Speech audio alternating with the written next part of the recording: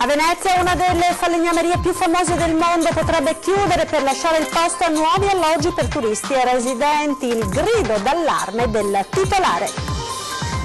A Jesolo un 58enne di origini romene trovato in casa con una profonda ferita alla gola ed in stato d'agonia. I militari arrestano il coinquilino, un italiano di 60 anni, il vice sindaco, epilogo sconcertante. La morte di Sissi trovato, il Ministero avvia un'indagine interna e manda gli ispettori al carcere della Giudecca, il padre dell'agente, bisogna agire prima. L'ex comandante della Forestale attacca la regione Veneto per non essere intervenuta a rimuovere i tronchi degli alberi schiantati nel Bellunese. Zaia risponde mancanza di rispetto.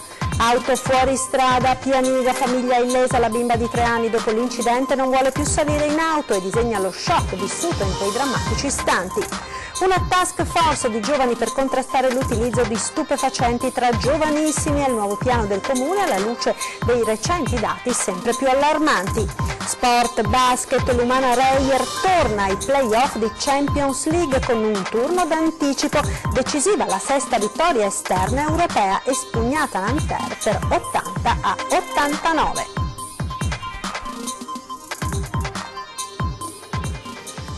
Buonasera, ben ritrovati con l'edizione veneziana dei TG di Antenna 3. In primo piano una vicenda che sta facendo parecchio discutere in centro storico. Si tratta di una delle falegnamerie più famose del mondo, si trova nel cuore di Venezia, ma presto potrebbe chiudere i battenti per lasciare spazio a nuovi turisti, a nuovi alloggi per turisti e residenti. È un vero e proprio grido d'allarme quello di questo artigiano. Sentiamo.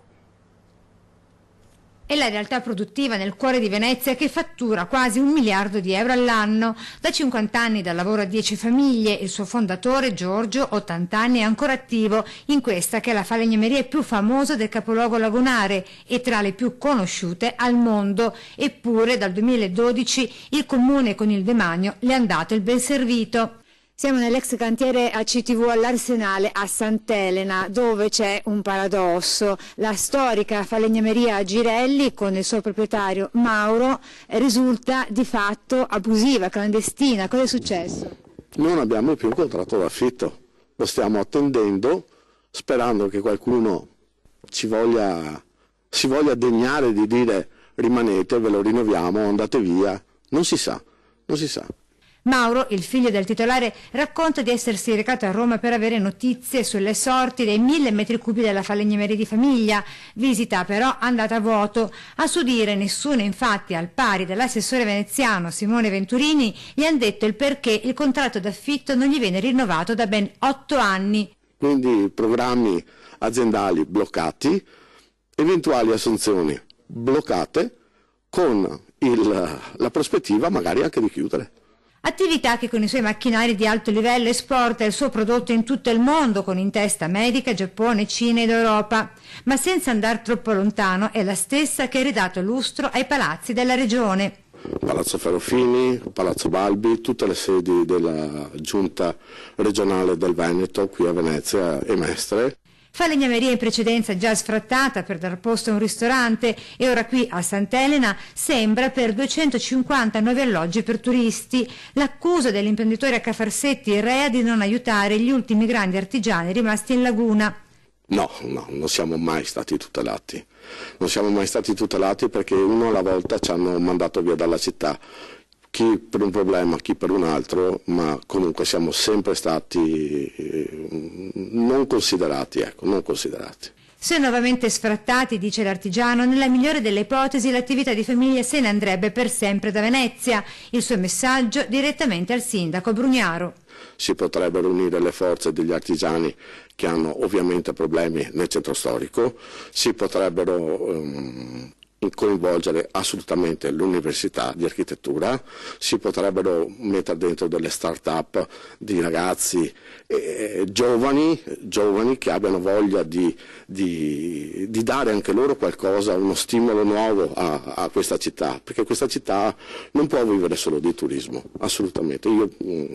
Noi siamo, come ho detto, come dico tante volte, siamo un po' il sangue di questa città e Venezia è talmente bella è talmente bella che morirà della sua bellezza. Ed il grido di dolore delle attività artigiane presenti a Venezia non deve cadere nel vuoto. Subito un incontro urgente con il sindaco Brugnaro per aiutare gli imprenditori. È l'appello della Confartigianato di Venezia. Sentiamo. La drammatica situazione di stallo e di ventilata chiusura della falegnameria Girelli non è la sola a Venezia. Il disagio vissuto anche dalla serigrafia Fallani di Canareggio e dal cantiere nautico navale Casaril in zona Sant'Alvise. Aziende sane dal punto di vista imprenditoriale, eppure a un passo dall'espulsione dal tessuto produttivo veneziano. Giusto oggi Confartigianato Venezia ha richiesto un incontro urgente con il sindaco Brugnaro e con l'assessore all'urbanistica De Martini per trovare una soluzione volta a scongiurare il pericolo di perdere professionalità così specializzate quale queste. Quindi è un piccolo esercito quello che corre il rischio nei prossimi mesi anni, ma non tantissimi, di essere espulso da Venezia, e ricordiamoci che sono tutte attività che sono non solo nate a Venezia, ma che fanno parte della storia e della tradizione e della cultura produttiva di Venezia. Stiamo parlando di attività che veramente sono nate a Venezia e fanno parte della storia, della cultura, della tradizione della città. Nel caso della serigrafia artistica, Fallani ha lavorato con tutti i principali artisti che sono passati per Venezia, sia stanziali che ospiti della città, quindi un fiore all'occhiello che la città dovrebbe tenere come un tesoro vivente della propria, da presentare non solo all'esterno, alla cultura, agli ospiti, ai turisti, e che invece Venezia corre il rischio di perdere purtroppo sull'altare di qualche kebab, di qualche bar, di qualche attività turistica. La cronaca, ora andiamo a Jesolo. Un 58enne di origini romene è stato trovato in casa con una profonda ferita alla gola, agonizzante. A dare l'allarme un amico che ha chiamato i carabinieri. I militari hanno arrestato il coinquilino, un italiano di 60 anni, indicato dalla vittima come l'autore del gesto. Il vice sindaco Rugolotto parla di epilogo sconcertante. Probabilmente la coabitazione a un certo momento non è più stata ritenuta la soluzione migliore. Sembrano problemi di convivenza e null'altro di più. Il vice sindaco di Jesolo, Roberto Rugolotto, racconta sconcertato l'epilogo del dramma che si è consumato ieri sera in via Olanda, in una palazzina a pochi passi dall'incrocio con via Danimarca. Un 60enne italiano è stato arrestato con l'accusa di tentato omicidio del suo coinquilino, un 58enne di nazionalità romena. Al culmine dell'ennesima lite il 60enne si sarebbe scagliato addosso al compagno di appartamento brandendo un coltellino con una lama di 10 centimetri. Il 58enne con la gola lacerata è caduto a terra e il suo aggressore è uscito di casa lasciandolo agonizzante.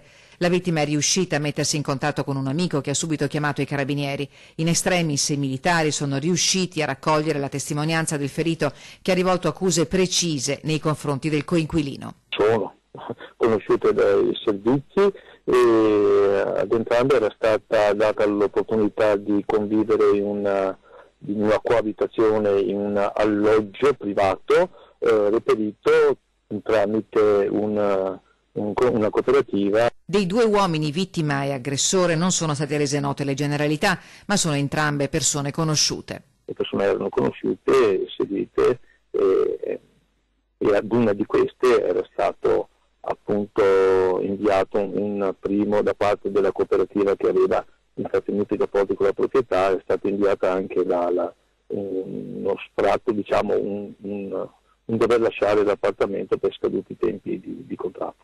Non si sopportavano più e non riuscivano a condividere quell'alloggio nel quale si erano trovati giocoforza a convivere. L'eco delle liti pare fosse conosciuto ai condomini, che più volte avevano segnalato la situazione che ieri sera è degenerata.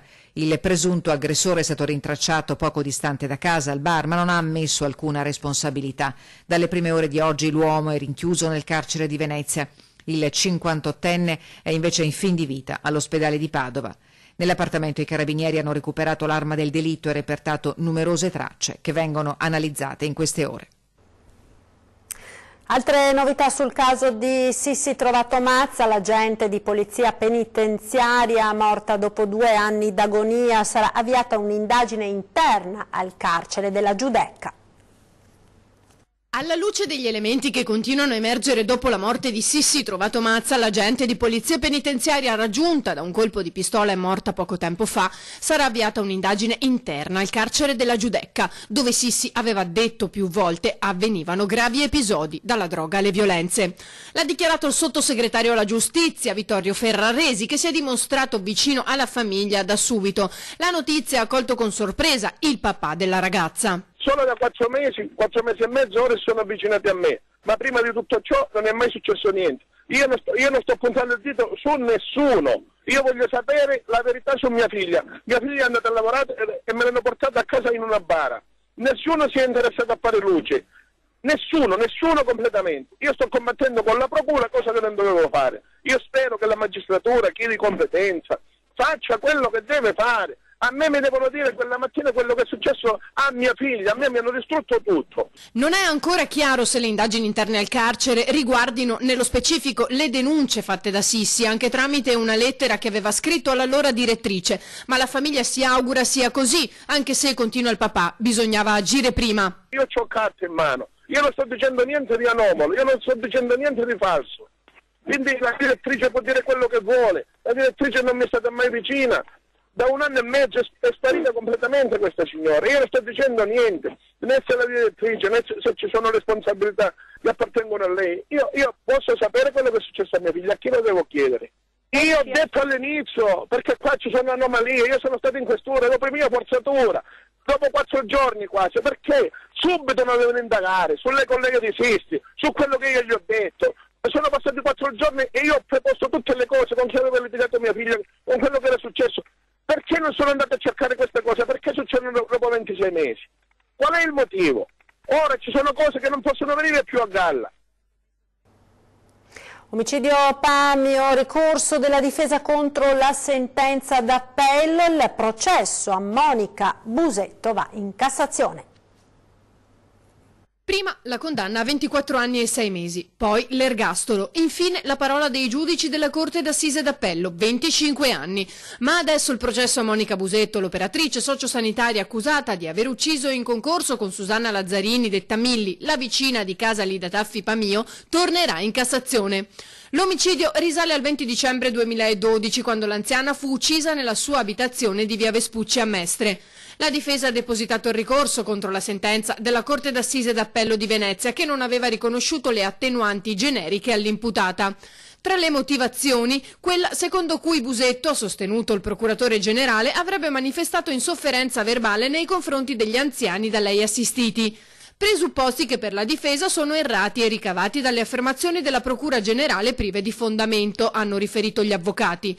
In primo grado, infatti, la Corte d'Assise di Venezia aveva motivato la sentenza riconoscendo che l'imputata è persona incensurata, dedita al lavoro, che mai ha dato e detto rimostranze di sorta da parte di persone venute in contatto con lei. Continuano a destare preoccupazione le immagini dei boschi schiantati sulle Dolomiti venete. Bisogna rimuovere quei tronchi in fretta, il refrain da mesi, ed oggi l'ex comandante della forestale Zovi attacca la regione Veneto. Trento e Bolzano vi hanno provveduto, il Veneto è fermo, ha detto. La replica del governatore Zaia non si è fatta attendere. Mi sa che stavolta ha perso un'occasione per stare zitto. E lo dico, sa perché? Perché non è vero che noi siamo più indietro del Trentino, e peraltro se avesse letto tutte le carte vedrebbe ad esempio che in Trentino si dice che passata una tot data il problema diventa comunale, cosa che i Veneti non fanno. Il presidente della regione respinge al mittente le accuse di immobilismo lanciate dall'ex comandante triveneto del Corpo Forestale dello Stato Daniele Zovi. La questione ci riporta ancora una volta all'immagine straziante dei boschi schiantati, abbattuti al suolo come stuzzicadenti dalla furia dell'uragano che lo scorso ottobre ha devastato la montagna veneta. Durante un convegno scientifico all'Accademia Galileiana, Zovi ha detto che in Trentino Alto Adige il recupero dei tronchi è scattato subito dopo la tragedia, in Veneto no. Che senso hanno le polemiche quando fra l'altro Zovi viene da Asiago e sa benissimo che Asiago stanno facendo un grande lavoro, stanno vendendo legname, i sindaci hanno chiesto tutti di essere soggetti attuatori e si sta facendo un lavoro ciclopico. Per Zovi, Forestale Doc, serve un investimento concreto sui macchinari appositi che riescono a farsi strada nei boschi, altrimenti la situazione può solo peggiorare. La Regione, la politica, ha detto Zovi, faccia qualcosa. Una mancanza di rispetto contrattacca il governatore Zaia, che ricorda all'ex capo della Forestale come la macchina per il recupero del legname sia a pieno regime e che alcuni lotti sono già stati venduti. Se poi c'è qualcuno che si ritiene bravo, faccio sempre l'appello, come lo facevo con l'alluvione, che pensa di essere più bravo degli altri, non fa altro che alzare il telefono, mi chiama e lo faccio io nominare, o soggetto attuatore e anche il commissario, non c'è nessun problema. Zovi lo vuol fare, ci venga a dire che gli diamo tutti i poteri. Ma con i poteri ci sono anche i doveri. Funziona così da me. Auto fuori strada, Pianiga, famiglia illesa, ma la bimba di 3 anni dopo l'incidente non vuole più salire in auto. L'appello del papà al primo cittadino. Serve mettere in sicurezza quell'incrocio, sentiamo. È il disegno del terribile impatto. Beatrice, 3 anni appena, dopo lo scontro è ancora sotto shock. All'asilo ha usato solo il pennarello nero per realizzare lo schizzo di quello che è stato il momento in cui lei e la sua famiglia hanno temuto il peggio, come racconta papà Denis. Tra tutti i colori che c'erano ha preso un colore, il pennarello nero, e su un foglio bianco ha cominciato a fare tutti degli strisci. Dal disegno alle foto, ecco come è ridotta la BMW dopo l'incidente, tutta accartocciata, vorrei solo un ammasso di lamiere. I 3 occupanti, papà di 39 anni, mamma di 37 e la bimba più piccola di appena 3 anni, trasportati al pronto soccorso di Dolo alla famiglia di Noale, sono tutti ammaccati con lesioni varie, 15 giorni di prognosi, famiglia però viva, per miracolo, racconta lo stesso papà Denis. L'auto ci ha salvato perché è stata l'auto che sicuramente ha fatto una grande parte del lavoro. Io mentre stavamo catapultati, insomma mentre giravamo, mi sono sganciato dalla cintura, sono sbalzato addosso al vetro davanti, sono andato sopra la mia compagna e sono arrivato nei posti posteriori. A quel punto, quando la macchina si è fermata, sentivo piangere, urlare. Io ho capito che eravamo vivi. Ed ecco quel che resta del furgoncino bianco che ha tagliato loro la strada e condotto da un 31enne di origini albanesi, con il seggiolino letteralmente squarciato che si trovava invece nell'auto e quello della sorella più grande. Per fortuna al momento dell'incidente non c'era. Il del libero scontro all'incrocio tra le vie Marinoni Volpino a Pianiga il giorno dell'Epifania verso le 13. Ed ora Beatrice, sebbene a distanza di giorni, è ancora sotto shock. La richiesta di papà Denis al sindaco di Pianiga: mettere in sicurezza l'incrocio rafforzando i presidi, segnalando meglio prima il cartello di stop e installando qualche dosso per costringere i veicoli almeno a rallentare in prossimità dell'intersezione. Adesso faremo un percorso da una psicologa, andremo sabato, che ha voluto vedere subito il disegno e avrebbe avuto disponibilità a marzo questa persona. Invece vedendo il disegno ha detto: guardi, io di sabato non lavoro, però voglio vederla. Ed ora ci fermiamo per la pubblicità. A tra poco.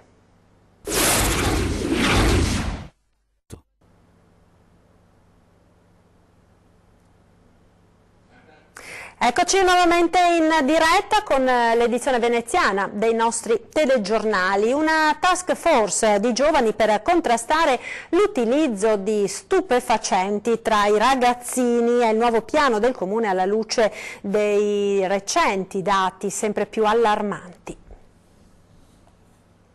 La lotta allo spaccio di stupefacenti non coinvolge solo le forze dell'ordine che negli ultimi mesi hanno eseguito importanti operazioni con numerosi arresti. Anche il Comune ha deciso di correre ai ripari cercando di intercettare i giovani in una fase precedente, con l'attivazione di un nuovo servizio, dal momento che sempre più giovanissimi, 15 anni in particolare, iniziano a fare uso di eroina e non solo. Abbiamo introdotto un'equipe di giovanissimi operatori, perché è evidente che una cosa detta da un coetaneo ha più valore che detta da un adulto, perché frequentino i luoghi della movida, del divertimento notturno e serale, dove si trovano gli adolescenti e i giovani, anche giovanissimi purtroppo, per lavorare con loro sull'informazione e sulla prevenzione. E quindi è partito da 2 mesi a questa parte e sta avendo già un buon successo di contatti, di agganci e di racconto ai giovani dei rischi della droga, che non sono solo quelli appunto che si vedono nei film, ma sono molti e rischiano appunto di rovinare la vita. Si entra in contatto magari con la droga leggera, ma presto si precipita poi verso l'eroina e verso la cocaina o verso altre sostanze chimiche. Quindi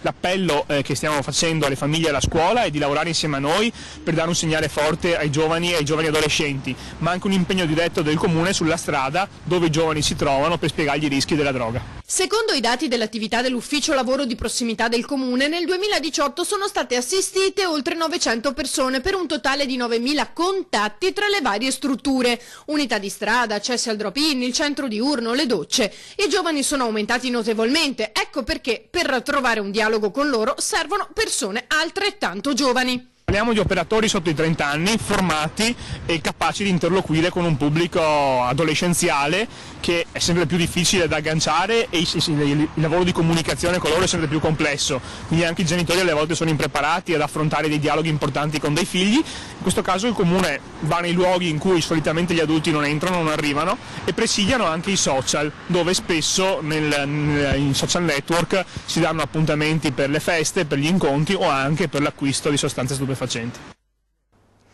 Sono 5 i sacerdoti finiti nel mirino dei volantini diffamatori anonimi affissi sulla chiesa di San Giuliano a Venezia e per cui il patriarcato si è rivolto alla procura. Vengono accusati di reati e condotte irrispettose del loro ruolo e dei fedeli, con riferimenti espliciti alla loro vita privata e sessuale. L'accusa colpisce anche il patriarca Moraglia, al quale secondo la mano anonima che ha redatto i volantini non avrebbe preso provvedimenti nei confronti di questi sacerdoti. I fedeli della parrocchia di San Giuliano hanno fatto parlare di loro poco tempo fa per le numerose proteste in seguito allo spostamento di Massimiliano d'Antiga, trasferimento mai accettato dal sacerdote che, rifiutando l'incarico ricevuto dal proprio vescovo, si è ritirato al momento a vita privata, abbandonando anche il gruppo dei genitori coi figli in cielo che gli era stato proposto di continuare a curare. Proprio per questo sabato a Venezia ci sarà un'altra manifestazione.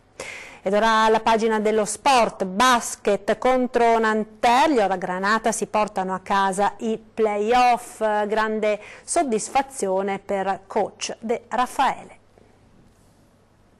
L'Umana Reyer torna ai play-off di Champions League con un turno d'anticipo. Decisiva la 6ª vittoria esterna europea espugnata a Nanterre per 80-89.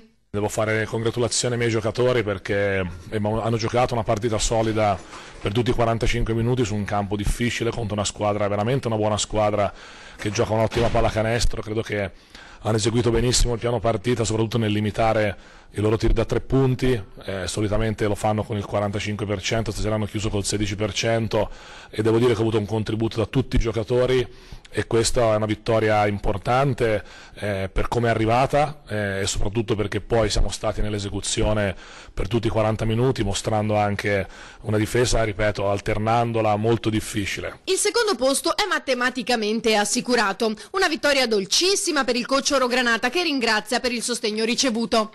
Vorrei dedicarla a tutti i nostri tifosi, in particolare a quelli che ci hanno seguito anche fino a qua, a tutti i tifosi che ci amano, perché credo che sia importante gioire di questi risultati, come essersi qualificati alla Coppa, essersi qualificati adesso per i play-off in una Coppa così difficile, un girone così duro, perché credo che la Reyer sia un modo di essere, sia un modo di vivere e quindi va sempre sposata.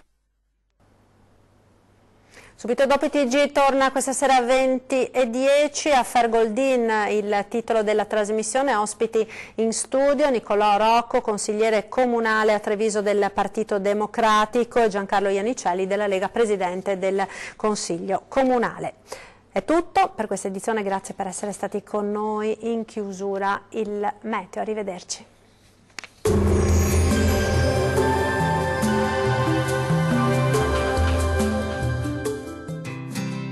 L'Unic Star, le uniche pagliette antibatteriche in commercio, prodotte anche per i marchi più importanti, sia nazionali che internazionali. Ben ritrovati al meteo, un venerdì all'insegna del brutto tempo. Vediamo il dettaglio. Sul Veneto il cielo risulterà molto nuvoloso sin dal mattino e per tutto l'arco della giornata. Precipitazioni estese specie sulle zone centro-settentrionali. Non si escludono locali nevicate a quote collinare, possibili un po' su tutte le province. Temperature minime oscillanti tra gli 0 e 3 gradi, massime comprese tra i 4 e 9 gradi. Vediamo ora che tempo farà sul Friuli Venezia Giulia. Cielo nuvoloso su tutti i settori, precipitazioni intense o molto intense in pianura e costa. In quota non si escludono nevicate un po' su tutte le province e localmente anche abbondanti. Temperature minime comprese tra gli 1 e i 4 gradi, massime comprese tra gli 8 e 11 gradi. Vediamo infine la situazione del Trentino Alto Adige. Nessuna novità di rilievo. Il cielo si presenterà nuvoloso su tutti i settori, con probabilità di piogge intense anche con locali nevicate, talvolta abbondanti. Temperature minime oscillanti tra i -4 e -1 gradi, massime comprese tra gli 0 e 2 gradi. Dal meteo di Antenna 3 è tutto, arrivederci al prossimo aggiornamento.